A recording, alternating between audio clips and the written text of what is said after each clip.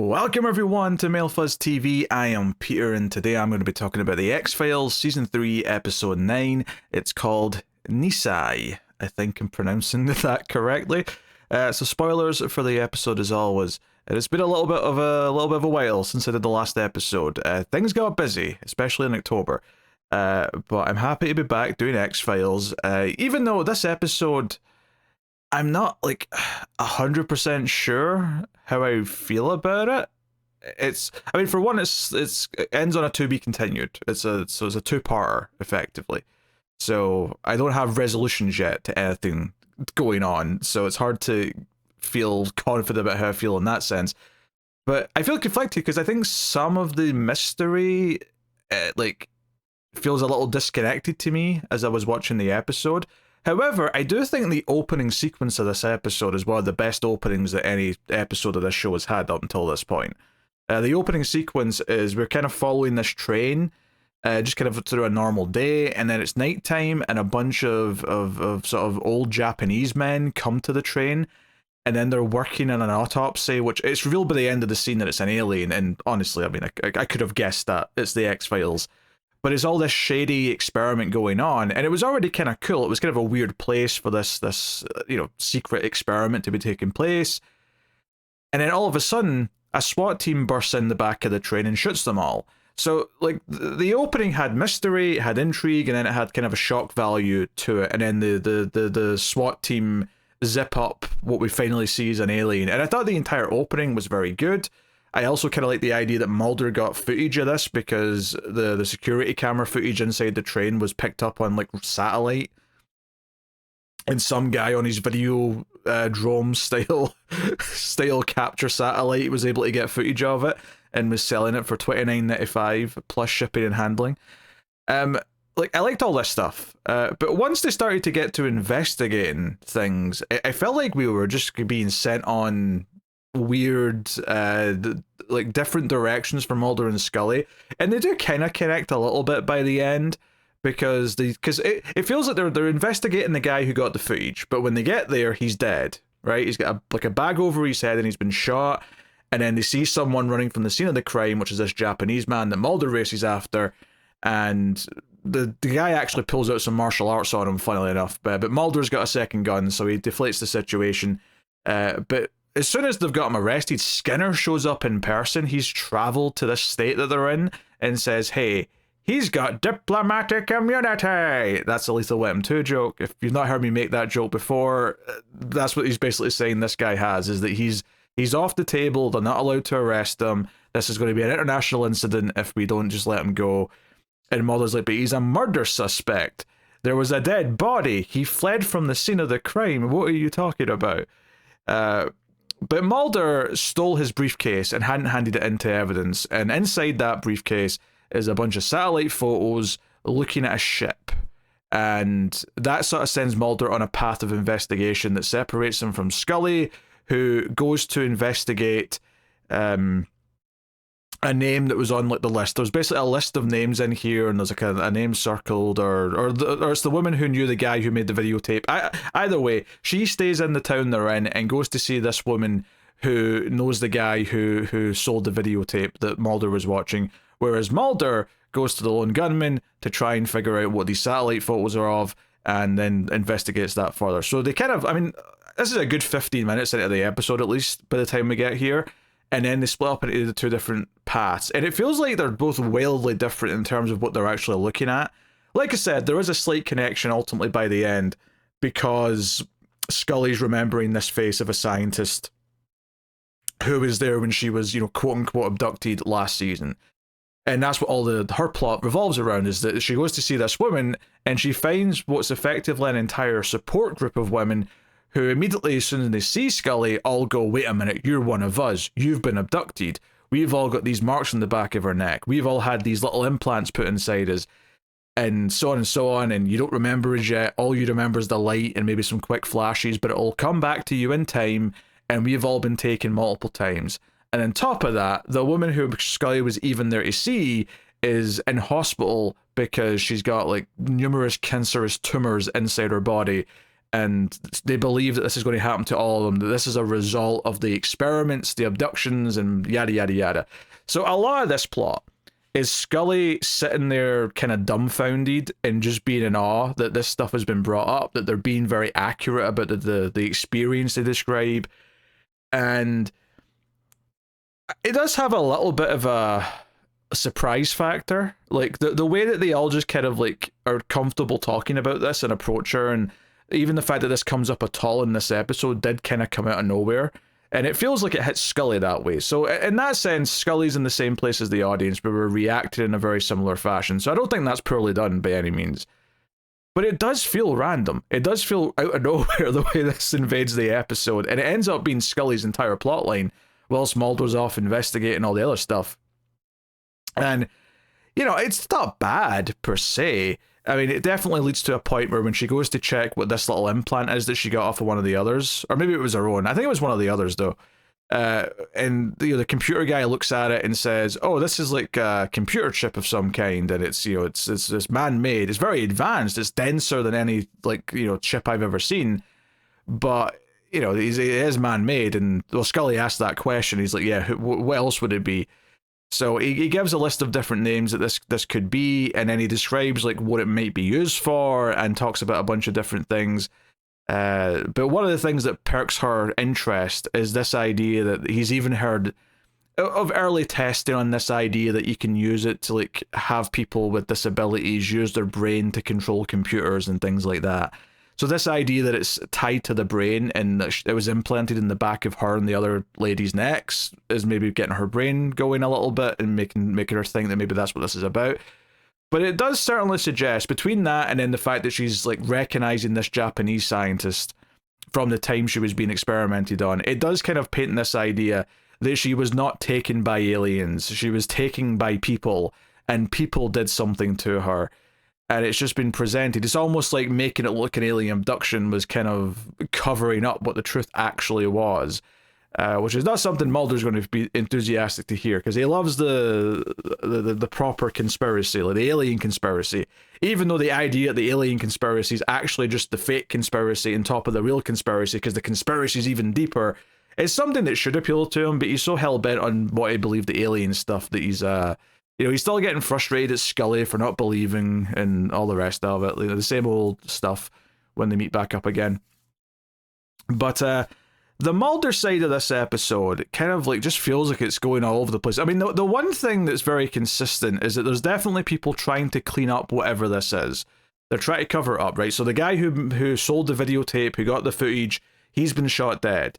Hell, even the Japanese diplomat guy who Mulder arrested and was released is shot dead in his limo like that night, right? Like someone's covering these tracks. They believe later on Skinner says, "Oh, we think that they were looking for the briefcase that he had. Where is it, Mulder?"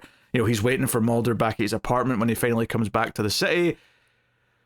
But Mulder's investigation goes to the lone gunman, and they talk about what this ship is, and that they were out looking for maybe like a submarine with buried gold from World War II or something like that. But that's not what they actually found, right? What they actually found is probably a UFO, and this alien that was on the train came from said UFO.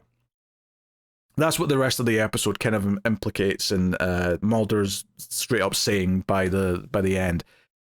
So it's like, okay, this is interesting, and this is part that I liked. I really like this whole idea of like we're getting satellite photos of these ships, and that they were looking for something, and maybe it was a cover story, maybe they actually were looking for gold, but they found something way more interesting. Either way, I do like this. There's kind of a creepy, like, what were they up to? What did they find? Kind of, air to it, right? Kind of like at the start of The Thing, where it's like, oh, what did the Swedish camp find? And we're kind of slowly discovering what they uncovered that caused a lot of trouble. It kind of feels like we've got a little bit of that atmosphere going as we're in this part of the episode. I do think that where it maybe takes a little turn, where I start to just feel a little bit like, one, it's maybe a little too convoluted, but also because it just kind of like ratchets up the tension in a way that feels a little bit phony to me, is that Mulder goes to the shipping yard, or the docks, the naval ship docks, that this ship apparently docked at, and asked, information. When was it here? When did it leave? What was going on? And he basically just doesn't believe the guy telling him that it left already. And he goes and finds it and he starts snooping around. And within a minute, probably because he set off some kind of silent alarm, men with guns show up. Like an entire SWAT team show up and start hunting around the ship. And Mulder is so easily able to just avoid being seen and dive into the water. Action Mulder, right? We get a lot. Whoever Mulder's stuntman is, he got a lot of stuff to do this episode because we get him diving in the water here, and we get him jumping on the top of a moving train at the end of the episode. So he's got his work cut out for him this episode. But this is where I was kind of feeling a little bit like, there's okay, we get that someone's covering the tracks here. And it probably makes some sense that they're aware that someone from the FBI is snooping around and asking questions. Maybe the Navy guy reported it, kind of thing, said, hey, there's someone asking questions about that ship, and here come people to try and clean it up. That makes enough sense, don't get me wrong. But it feels like it jumps so absurdly up the scale of escalation here, without much build-up.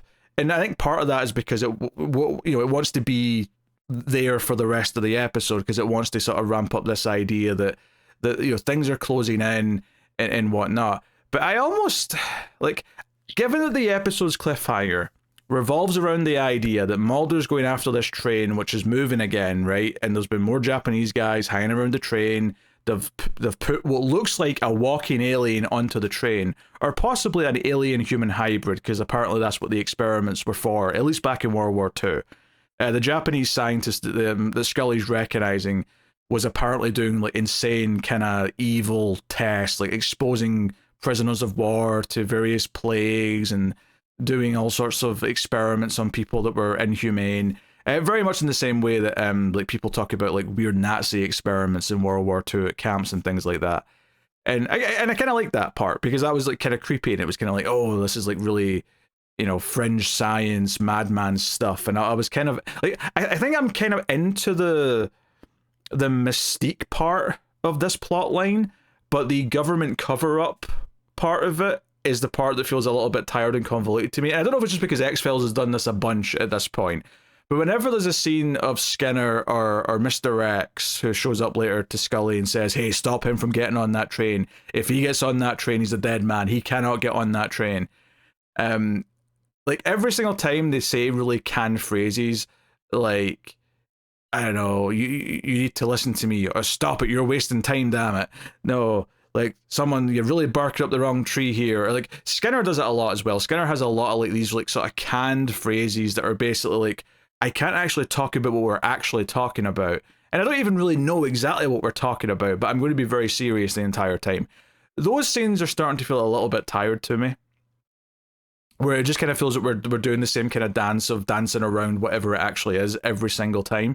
So those parts are a bit less interesting, and it does kind of revolve around them a little bit heavily in the back half of the episode, which is why I think I have mixed feelings on this episode, despite the fact that I really like the opening, I really like the backstory with the Japanese scientist, and I really like kind of the vibes of because when Mulder gets out of the water, he goes snooping around and sees what looks like a UFO behind the big tarp. He doesn't get a good look at it, but we just see kind of a vague shape of something behind the tarp, and there's people in hazmat suits going in and out.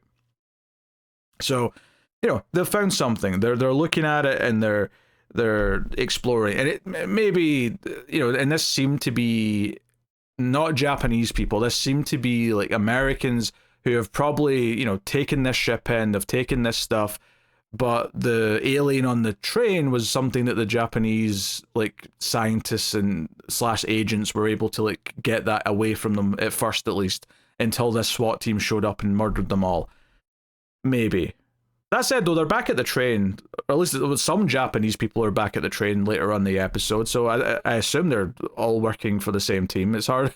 I mean, it'll get really confusing if we start introducing multiple Japanese factions into the mix. But yeah, so Mulder, goes looking for this. Skinner confronts him. Mulder basically admits that he had the case and he gave it to Scully, but he doesn't have it right now. But the episode builds up to Mulder going to where the train is, casing it out, and then these Japanese guys are there. It looks like an alien, matching the one that we saw in the opening scene, but walking in a hazmat suit, is being guided onto the train. And then the train is leaving and going away, and it's going to connect with another train at the train station, like a commercial or a public train. And Mulder's going there to try and intercept, and he ends up jumping on, even though Scully's begging him not to, because Mr. X is given this warning. Notably, there is someone, an assassin for the government, perhaps, or whoever, who actually, I got very confused for a second, because the actor playing this guy, who's credited as red-haired man, although to be honest, I didn't think his hair looked that red, but fair enough. If that's what he's going by, that's what he's going by. I genuinely was wondering, wait, have I seen this character before? Am I supposed to remember this? Because it's been a little while since I've watched an episode. And I think the reason why I thought that is because I know the actor. Stephen McHattie, who plays this character, like, I've seen him in a bunch of stuff before. I know his face. So I just instantly sort of like thought, wait, have I seen him in this show before, or do I just know him? I think I just know him, though, because a quick Google kind of showed that he's only in 2 episodes, and the other one's not been yet. So I think we're good on that sense. So he is, like, you know, chasing after the old scientist, the one who's left, the one who apparently faked his death in the 60s, because Mulder said he'd been dead for 30 years, whereas Scully's like, no, I recognize this man. So we get a whole bit of her where she sees him on the videotape, you know, the one that Mulder had. Because for some reason, this guy, despite the fact that everyone else is always wearing a mask, this guy's very gung-ho about not putting his mask on the entire time. He does it in the videotape, and he also does it in the flashback with Scully, where they're all, like, hovering over her head when she's on the operating table. But he's, like, sort of dangling, and he's the only one with his mask down, and then he puts it on. Just so that Scully can see his face, and then, you know, later on recognize him. Obviously, that's not what he's thinking, but that's very much what's there for the audience. So, yeah, like, I think this idea that Mulder is barking up a tree that he shouldn't, right? And he got a little extra information as well from the senator, who's friendly, right? Who confirmed that there was some sort of project on a train, and that they've all been murdered. Here's the names of the 4 murdered men. Yada yada. But this idea at the end that he is barking up this wrong tree to the point where his life will be in danger if he keeps pursuing it, right? Where I almost wonder if having the whole, like, men with guns showing up to the boat earlier was, like, a detriment to it in some ways. Now, on paper, I get why it wouldn't be, because it's interesting, the idea that they might shoot him on sight. I mean, maybe that's how serious this is. But it felt like because they were trying to, like, sort of pull some typical TV tension there, here at the end, when Mr. X is saying, hey, you can't let him get on that train, it will be the end of Mulder if you let him, you have to stop him. Like, I really want to feel the weight of that. I really want to feel the weight of, oh, this is the time where he's going too far, where some government body, whether it's the US government, the Japanese government, or some other force that we're not entirely, like, privy to yet, some group of some kind, I really want to feel the threat of it, and I almost feel like, because it's only coming from Mr. X's, like, concern, that it just feels a little bit hollow right now. Because Scully even says herself, why should we trust you? You've lied before. And I think maybe, like, more of a near call with Mulder. And maybe that's the problem with the men in the boat with the guns, right? And Mulder getting away. It's not so much that like, they showed up at all and they tried to find him and he got away. That's not necessarily the problem. The problem is that he got away without even a confrontation. Like, maybe if they actually saw him and started taking shots instantly, and it was clear they were trying to kill him, that might have added some tension here. Not that necessarily this is the same group, per se, that are a danger to him now on the train, but there's something very serious going on here. I mean, maybe there's a planned attack on the train or something, and that's why he's concerned. Or maybe he knows the type of assassin that this mysterious red-haired man is, that is coming after him. You know, this is like the sort of guy that you only call in when, like, you know, blood's going to be shed and, like, no holds are barred and that kind of thing. I don't know, right? But I felt like I got what it was going for at the end of the episode, and I wanted to feel it. I wanted to feel this idea of, like, oh, he's in real danger, he might not get out of this, and, like, he might be taken out to preserve a secret, because this group, whoever they are, have been taking people out left and right to cover their tracks. which might be a good indication we're onto someone kind of new. Maybe it's not just like a shady part of the government anymore. Maybe we're actually dealing with some sort of third party here, which would be kind of cool. But I just don't think I quite felt the impact of this cliffhanger, right? Because it goes to the to be continued after he jumps on the train of like, oh no, he's went past the point of no return because now he's on the train. Unless he makes another big dive off of it, that's it. He's here now. This is exactly what he was told not to do and exactly what danger he'd be in.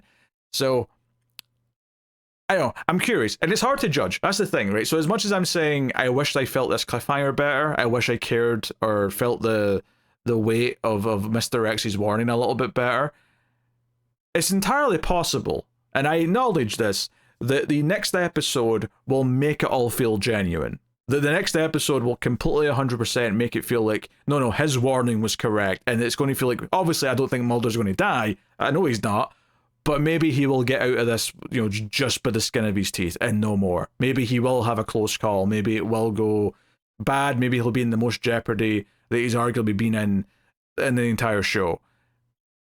I don't know. It's entirely possible that's something the next episode will do, and anything I've said here about that particular element not working for me is going to be dramatically lessened, their ergo improved, because I've seen the outcome and it actually was worth the warning that he was giving.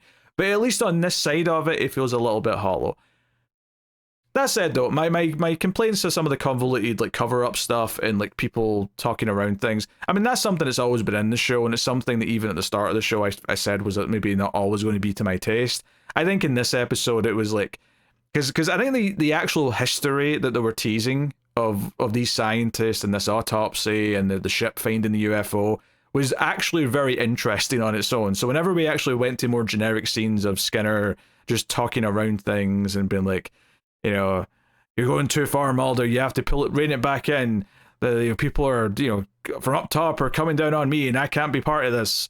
Like, all of that was just making me kind of shrug. I'm like, yeah, we've heard this song and dance like numerous times at this point, so that is what it is. But anyway, so yeah, I'm mixed on the episode. I think there's like some really good things in it, but I also think there's parts of it that are just a little bit, mundane and typical, and then it does kind of feel a little bit like the plots are very separate, at least right now.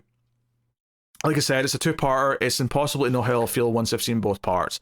So we'll see next time. But the opening's really cool, though. I really like the opening. It was like an escalation that was very perfectly paced out, as opposed to like the end of the episode where I felt like the jump to, oh, this is like really serious, didn't quite click for me. And it also felt like it ended quite abruptly. Like I didn't realize I was at the end of the episode, when typically in a well-paced TV show episode you can feel when you're at the end, because you can sort of like see them, you can feel them kind of like, coming round to home base, if you will. And obviously two-parters inherently might be tougher to do that, but often you'll still feel like a build to like we're building to a cliffhanger, and I don't think I quite felt that here. It just kind of stopped and I went, oh, I guess that's the end of this episode. So, hey, take that for what you will. But yeah, mixed for me. I do see it has a very high rating on IMDb, so I guess I'm probably in the minority on this one versus like old school X-Files fans. But hey, sometimes I'll look ahead and see what the description of the next episode is. I feel like in this case, because it's a two-parter, I should not do that, so I will not. But hey, so yes, thank you very much for joining me. For this episode of X-Files. I will be back very soon, I promise. At worst, we'll go every other week, because I may alternate with Person of Interest, but I might do a few in a row of X-Files first, week to week, just to get back into the swing of things. But I'll be back with episode 10 soon.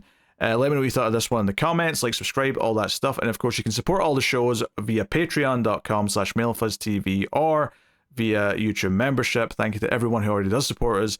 But that is me, so thank you once again for watching or listening. I always appreciate it. Keep watching TV. Have you got any vanilla?